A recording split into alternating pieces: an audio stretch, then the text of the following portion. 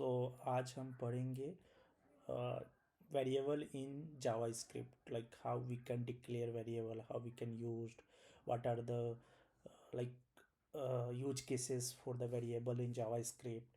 सो हमारे पास तीन तरीके होते हैं वेरिएबल डिफाइन करने का। एक var से होते हैं और एक लेट से होते हैं एंड एक कॉन्स्ट होते हैं। तो हमने सारे वेरिएबल्स का फीचर्स मैंने ऑलरेडी लिख कर रखा हूँ आपको ईजिली समझाने के लिए। सो सपोज अगर हम वैर यूज करते हैं कोई भी वेरिएबल डिक्लेयर करने के लिए जावास्क्रिप्ट, तो वैर का क्या क्या होता है फीचर। सो ये होता है इस ग्लोबल स्कोप। ग्लोबल स्कोप का मीनिंग ये होता है कि और फंक्शन स्कोप ऑल्सो हम कह सकते हैं कि अगर हम जो भी वेरिएबल डिफाइन कर रहे हैं वो हमारे थ्रू आउट द फंक्शन उसको हम एक्सेस कर सकते हैं। तो सपोज एक फंक्शन मैंने डिक्लेयर किया और वो फंक्शन के टॉप पे हमने एक वेरिएबल डिफाइन किया वैर से।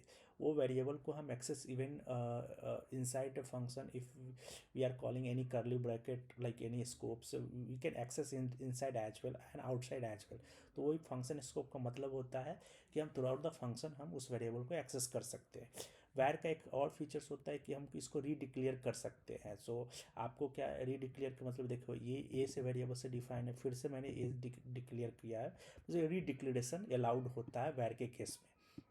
जैसे सेम वेरिएबल नेम है बट हम दोनों को हम बार बार अनदर वैल्यू से इनिशलाइज करके हम एक्सेस कर पा रहे हैं, आप देख सकते हो यहाँ पे। और इसको हम क्या करते हैं, री इनिशलाइज भी कर सकते हैं। रीडिक्लेयर तो री इनिशलाइज कर सकते हैं। सेम नेम के वेरिएबल को हम री इनिशलाइजेशन मतलब होता है कि रीअसाइन, और ये होता है कि हम फिर से वैल्यू उसको हम दे सकते हैं ये सेम ही नेम के वेरिएबल को। हॉस्टेड, ये हॉस्टेड होता है।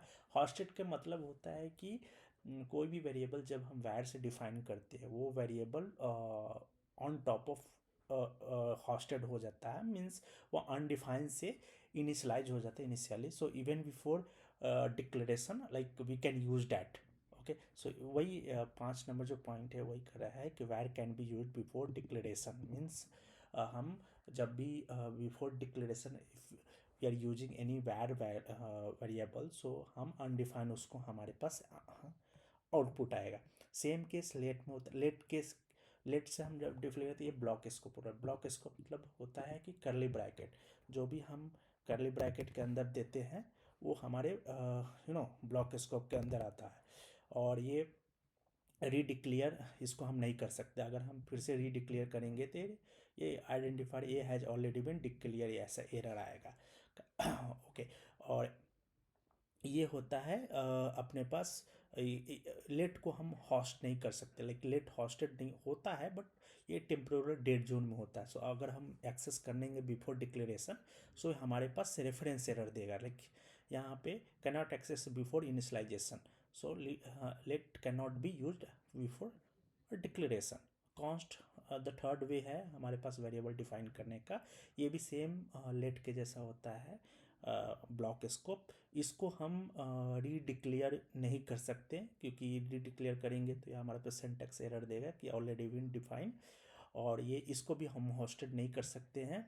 और इसको भी हम सेम जैसे हम जब before declaration we can not use that the same as let we have, but in case of the var हम यूज कर पाएंगे। तो ये हमारे पास तीन तरीके होते हैं जावास्क्रिप्ट में वेरिएबल डिफाइन करने का। बट ऑलवेज जब भी हम लिखते हैं कोड, अच्छे कोड, तो उसमें हम कॉन्स्ट को रिकमेंडेड करते हैं लिखने के लिए, जहाँ पे हमारे पास रीडिक्लेरेशन और इनिशियलाइजेशन की आवश्यकता नहीं हो तो हम कॉन्स्ट यूज करते हैं, नहीं तो हम लेट यूज करते हैं। हम वैर यूज करना अवॉइड करते हैं generally. So thank you guys, like share subscribe, thank you.